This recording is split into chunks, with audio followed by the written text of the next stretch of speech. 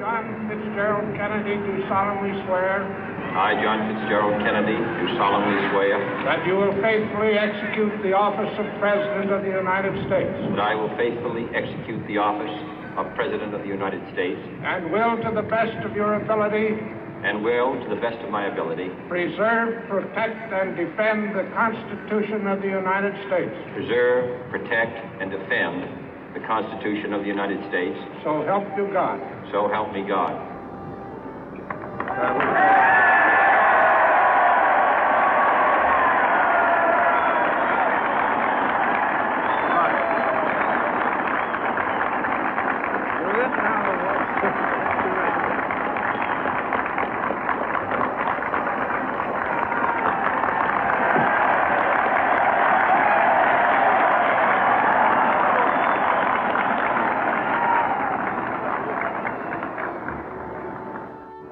Vice President Johnson, Mr. Speaker, Mr. Chief Justice, President Eisenhower, Vice President Nixon, President Truman, Reverend clergy, fellow citizens.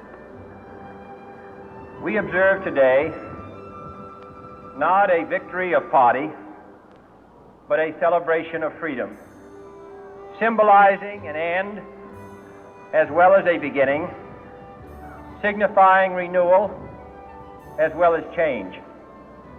For I have sworn before you and Almighty God the same solemn oath our forebears prescribed nearly a century and 3/4 ago. The world is very different now, for man holds in his mortal hands the power to abolish all forms of human poverty and all forms of human life. And yet the same revolutionary beliefs for which our forebears fought are still at issue around the globe. The belief that the rights of man come not from the generosity of the state, but from the hand of God. We dare not forget today that we are the heirs of that first revolution.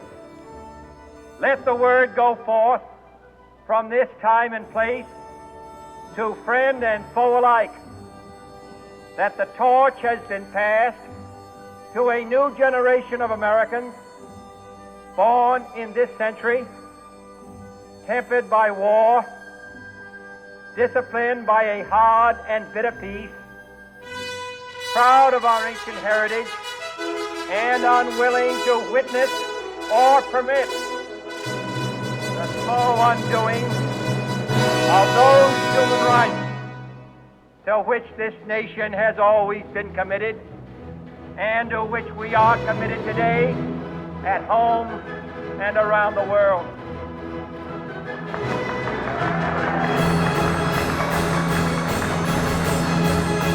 Let every nation know, whether it wishes us well or ill, that we shall pay any price, bear any burden, meet any hardship, support any friend, oppose any foe to assure the survival and the success of liberty.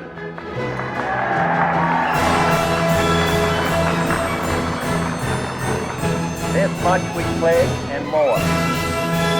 To those old allies whose cultural and spiritual origins we share, we pledge the loyalty of faithful friends.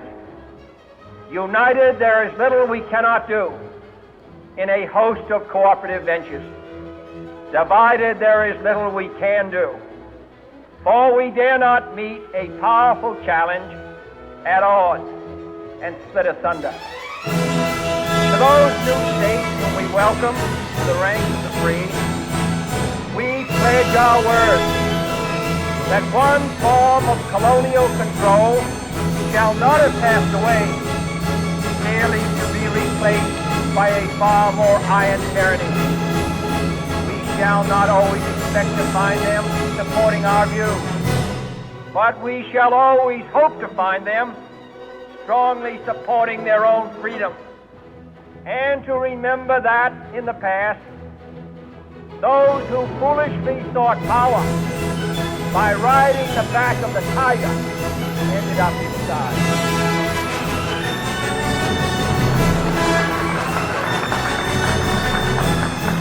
To those people in the huts and villages of half the globe struggling to break the bonds of mass misery, we pledge our best efforts to help them help themselves for whatever period is required, not because the communist state's doing it, not because we seek their votes, but because it's right.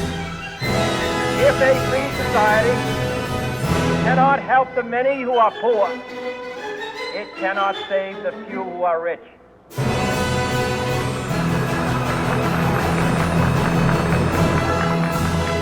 To our sister republics, south of our border, we offer a special pledge to convert our good words into good deeds in a new alliance of progress, to assist free men and free governments in casting off the chains of poverty.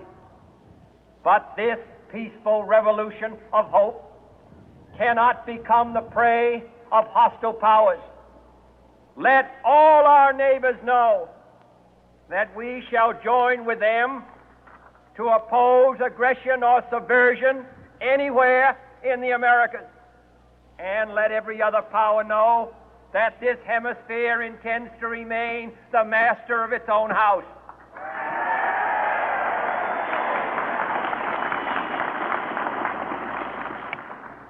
To that World Assembly of Sovereign States, the United Nations, our last best hope, in an age where the instruments of war have far outpaced the instruments of peace, we renew our pledge of support to prevent it from becoming merely a forum for invective, to strengthen its shield of the new and the weak, and to enlarge the area in which its writ may run.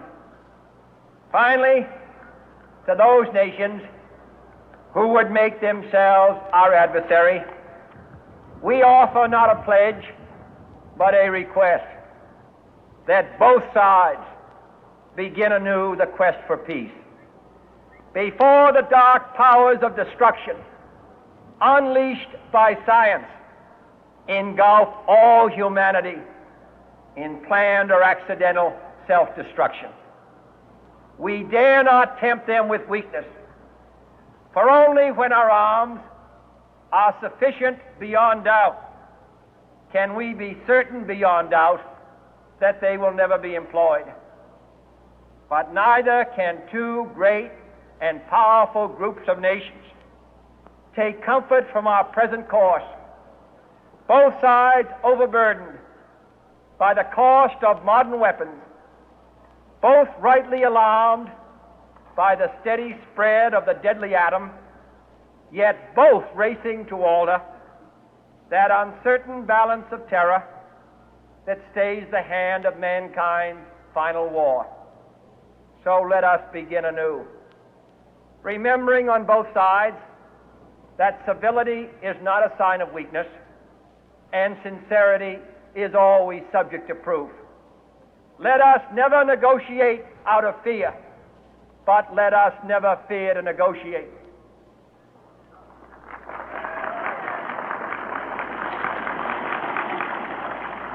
Let both sides explore what problems unite us, instead of belaboring those problems which divide us. Let both sides, for the first time, formulate serious and precise proposals for the inspection and control of arms, and bring the absolute power to destroy other nations under the absolute control of all nations.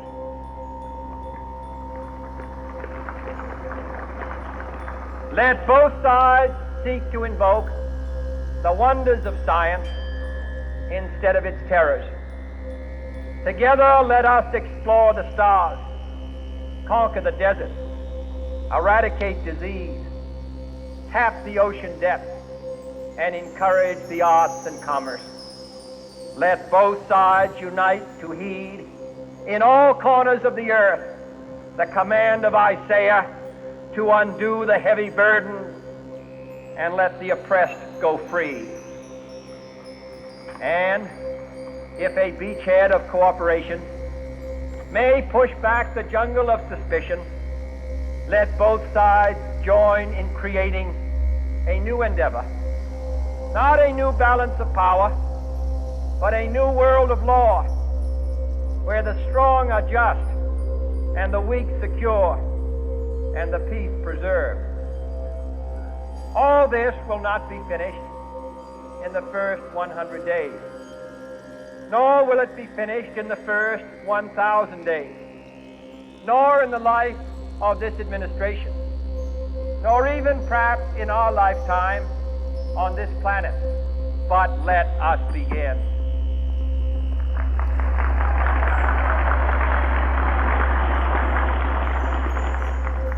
In your hands, my fellow citizens, more than mine, will rest the final success or failure of our course. Since this country was founded, each generation of Americans has been summoned to give testimony to its national loyalty. The graves of young Americans who answered the call to service surround the globe. Now the trumpet summons us again, not as a call to bear arms, though arms we need, not as a call to battle, though in battle we are, but a call to bear the burden of a long twilight struggle, year in and year out, rejoicing in hope, patient in tribulation, a struggle against the common enemies of man, tyranny, poverty, disease, and war itself. Can we forge against these enemies a grand and global alliance, north and south, east and west, that can assure a more fruitful life for all mankind. Will you join in that historic effort?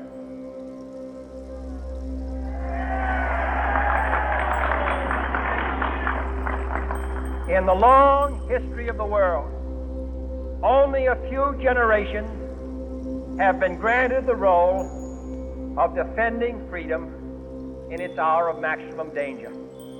I do not shrink from this responsibility. I welcome it.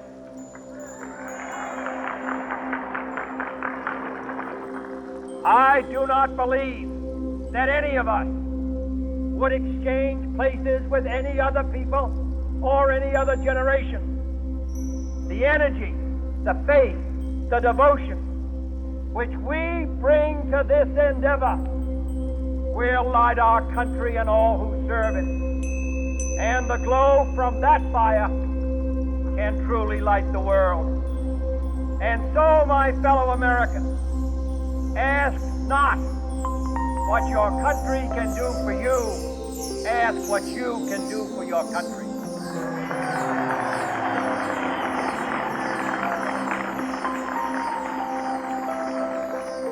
My fellow citizens of the world, ask not what America will do for you, but what together we can do for the freedom of man.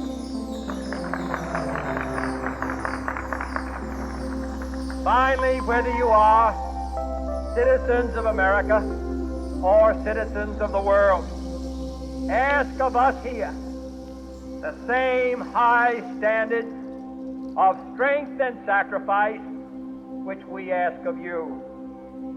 With a good conscience, our only sure reward, with history the final judge of our deeds, let us go forth to lead the land we love, asking His blessing and His help, but knowing that here on earth, God's work must truly be our own.